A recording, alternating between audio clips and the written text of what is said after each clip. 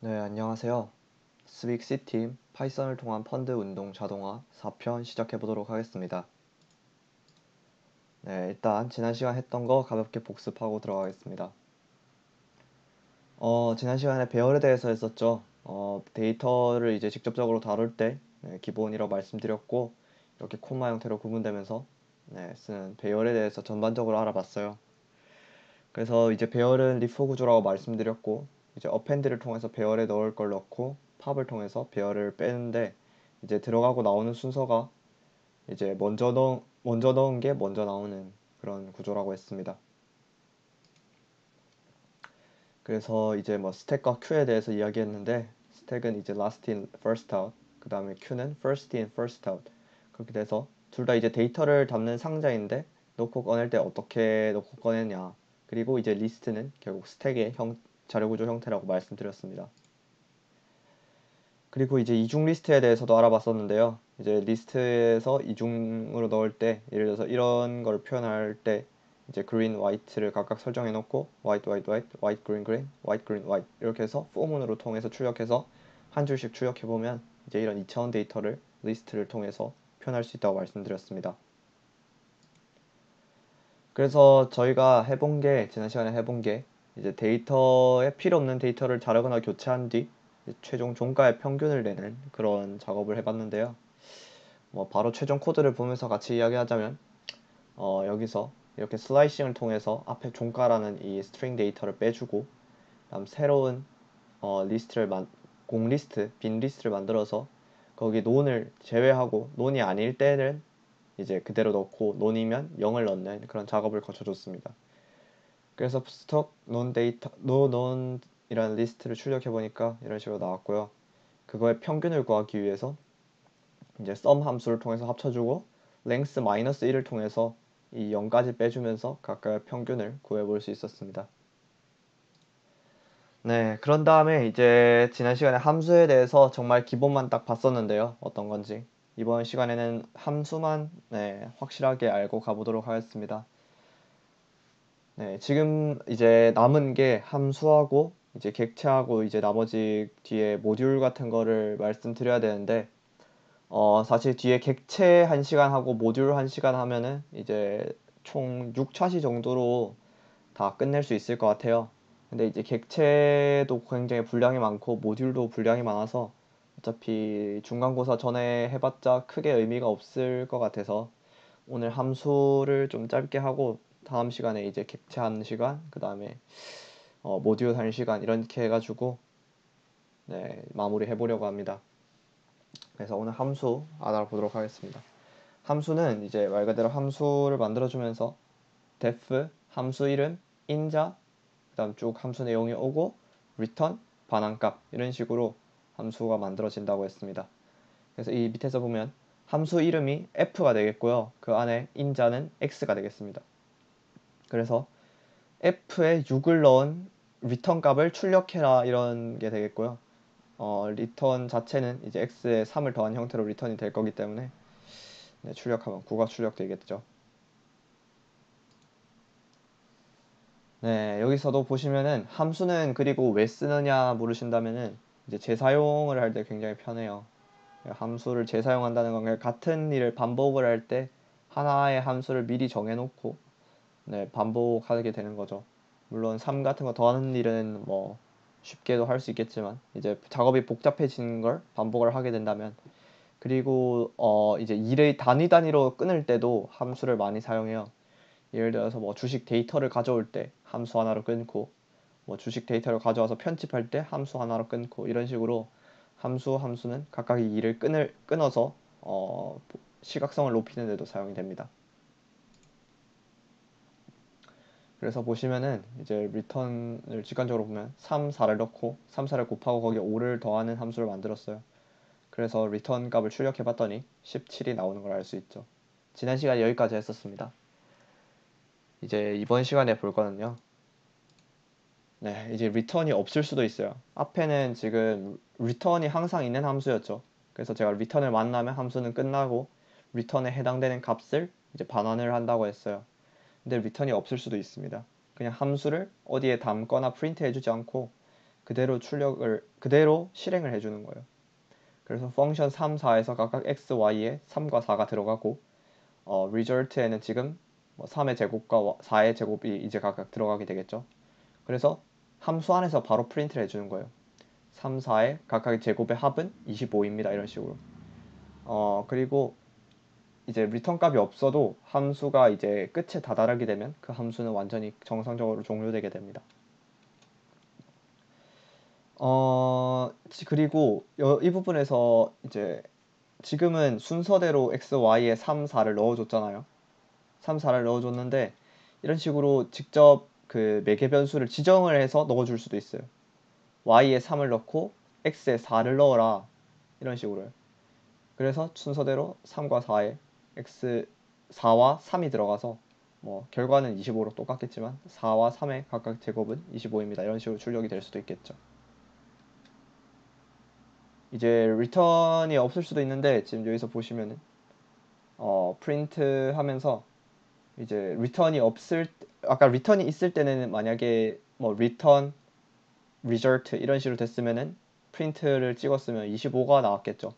근데 지금은 이건 리턴이 없는 함수에 대해서 프린트를 했기 때문에 이 펑션 3, 4 자체는 반환값이 없어요. 그래서 펑션 3, 4가 뭐냐고 물었더니 none을 출력합니다. 왜냐하면 이 펑션이라는 이 함수 자체는 반환값이 없거든요. 그래서 반환값이 없는 함수를 출력하려고 했기 때문에 none을 출력하는 모습입니다. 그리고 해서 주목해 봐야 될 게 지금 출력 형식인데요. 이 부분에서는 제가 말씀드리진 않았었는데 지금 보시면은 이제 앞에 이렇게 쭉 문장이 있고 지금 %d, %d, %d 이렇게 있어요. %d의 의미는 이제 정수형으로 출력을 하겠다는 겁니다. 그리고 여기 %되고 이건 형식을 외우셔야 돼요. 이건 포매팅이라고 하는데 이건 출력을 이제 해주는 형식을 외우셔야 돼요. 문장 중간에 이렇게 변수를 출력해 주고자 할 때 이런 식으로 출력하는 거예요. 지금 순서대로 x, y result를 난 출력할 건데 그 x, y result가 각각 들어갈 위치가 여기 %d, %d, %d에 해당되는 위치라고 보시면 돼요. 이거는 이제 포매팅에 대해서 이거 궁금하신 분은 포매팅에 대해서 더 찾아보시면 되고요. %d는 이제 정수를 결국 출력하겠다는 거고 문자열을 출력할 때는 %s, 실수를 출력할 때는 %f 이런 식으로 각각 이제 변수의 자료형에 따라서 달라지는데 지금 여기서는 3, 4 그리고 result까지 해서 다 자료형이 int 그러니까 정수형이기 때문에 %d를 쓴 모습이고요. 그래서 %d, %d, %d 그리고 뒤쪽에서 각각 %d에 뭘 넣어줄지를 순서대로 매칭해 준 모습입니다. 네, 그래서 이제 조금 응용된 걸 해볼게요. 지금 get CAGR 해서 연평균 성장률을 내가 이제 구하고 싶어요. 그래서 1년에 몇 프로 올랐냐 그 소린데 제가 이제 보시면은 get CAGR 했고요. first, last, years라는 이제 각각의 변수 아규먼트를 다시 매개 변수를 이제 뒀어요. 받을 거라고 했어요. 그리고 이제 이거는 뒤에 거는 가독성을 위한 거예요. 이제 이 함수를 나만 쓸 게 아니라 다른 사람이 알기 쉽게 좀 도와주는 건데 first, last, years가 각각 float 그러니까 실수 형태로 난 들어올 거고 그리고 화살표 float 이렇게 된 것도 실수 형태로 반환을 하겠다는 소리예요. 나는 그냥 여기서 float를 모두 생략해도 상관이 없지만 내가 어떤 자료형으로 입력을 받고 어떤 자료형으로 리턴을 할 건지에 따라서 이렇게 표시를 해두면 좀 더 이제 직관적이겠죠. 이해를 하는데. 그래서 지금 보시면 get CAGR에서 first, last, years를 각각 float 형식으로 받고 그걸 일정한이 아니라 공식에 따라서 산출해 준 거를 리턴하고 이제 그거를 출력해 주는 모습인데 이 출력해 줄 때도 이제 출력형을 내가 지정해 줄 거예요. 그리고 이게 지금 삼성전자 주가로 한 건데 이제 그 액면 분할이 일어나기 전에 그래서 65,000원부터 이제 260만원까지 20년 동안 올랐다 그런 의미가 되겠고요. 그래서 그거의 연평균 성장률이 몇 프로냐 이제 그걸 출력하고 싶은 거예요. 그래서 20년간 차를 두고 주가를 넣고 20년이라고 내가 알려주고 공식에 집어넣었더니 이제 이렇게 20.38%가 1년당 올랐다 연평균 성장을 했다 이걸 보여주는 건데요. 지금 보시면 CHR 하고 난 뒤에 이제 숫자를 변수를 넣어야 돼요. 이건 앞에 이제 퍼센트 포매팅이 있고 그냥 이제 포맷 함수를 이용한 포매팅이 있는데 이걸 보시면은 이제 점 포맷 문자열 내가 출력하고 싶은 문자열하고 점 포맷을 해줘요. 점 포맷 한 뒤에 이제 넣을 값을 넣어주는 건데 이제 이 값 get chr 다시 get chr 이 함수 리턴 값이 있는 함수이기 때문에 이 안에 이미 숫자는 20.38 땡땡땡땡 하면서 소수점이 길게 있을 거예요. 근데 나는 소수점 둘째 자리까지만 보여주고 뒤에 퍼센트를 붙이고 싶어요. 그때 이제 써줄 수 있는 게 중괄호 하고 땡땡.2% 이런 식으로 쓸 수 있는 거예요. 이거는 형식이 정말 많거든요. 예를 들어서 내가 뭐 소수점 둘째 자리로 갈지 뭐 소수점 셋째 자리로 할지 퍼센트를 뒤에 붙일지 뭐 중간에 콤마 단위로 숫자를 나눌지 뭐 정말 다양한 이제 형식이 있어요. 그래서 뭐 그걸 솔직히 다 외우긴 어렵고 뒤에 이제 포맷이 있으면 아 이런 형태로 모양을 만들어서 숫자를 출력하라는 거구나 그 정도로만 이해하시면 될 것 같아요. 그래서 지금 중괄호 점 콜론 점 2% 이 자체가 뒤에 있는 이 실수값 전체를 소수점 둘째 자리까지 퍼센트를 붙여서 출력하라 뭐 그런 의미가 되겠습니다. 네, 이거는 직접 한번 따라 쳐보시면서 각각을 이해하시면 좋은 예제고요. 그리고 이제 지금까지는 함수에 몇 개의 인자가 들어올지 정해져 있었어요. 앞에서 뭐 x, y 같은 거는 내가 두 개의 인자 x, y를 받겠다 이런 식으로 딱 지정을 해놓은 형태였는데 이제 실제로 하다 보면은 몇 개의 인자가 들어올지 모르는 경우도 굉장히 많아요. 왜냐하면 뭐 주가 데이터가 모두 다 숫자 개수가 일정할 수도 없고 뭐 굳이 이제 일정하지 않은 값에 대해서 각각의 다 함수를 만들어 줄 수는 없잖아요. 그래서 이렇게 예를 들어서 지금 밑에 보시면 add all 1, 2, 3, 4, 5를 다 더하고 1, 2, 3을 다 더하고 뭐 그런 함수인데 이제 몇 개가 들어오던 상관없이 하나의 함수로 통용해서 쓸 수가 있는 거예요. 그래서 def add all 하고 앞에 별을 붙여줍니다. 별을 붙여주고 argument의 이제 줄임말인데 이렇게 해주고 이제 이거는 리스트 형태로 이제 들어와요. 그렇기 때문에 result를 처음에 0으로 설정해주고 for I in args 해가지고 이 안에 있는 거를 하나씩 i로 가져와서 result에 더해줘라 그런 의미가 되겠죠.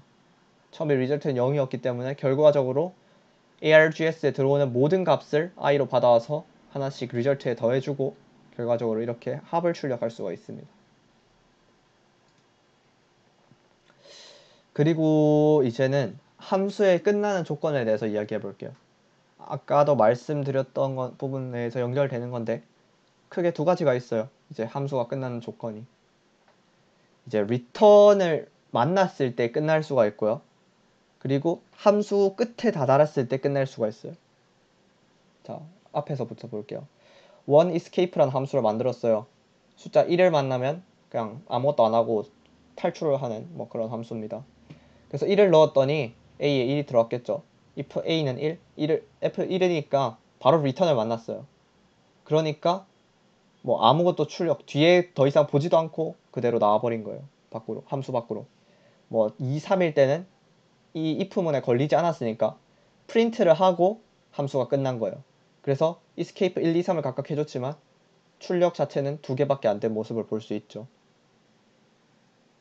네, 그래서 함수가 끝나는 조건에는 return문으로 함수를 끝내는 방법이 있고 그 다음에 함수가 완전히 그냥 끝나는 방법이 있어요. 함수 끝에 다다라서 끝나는 방법이 있어요.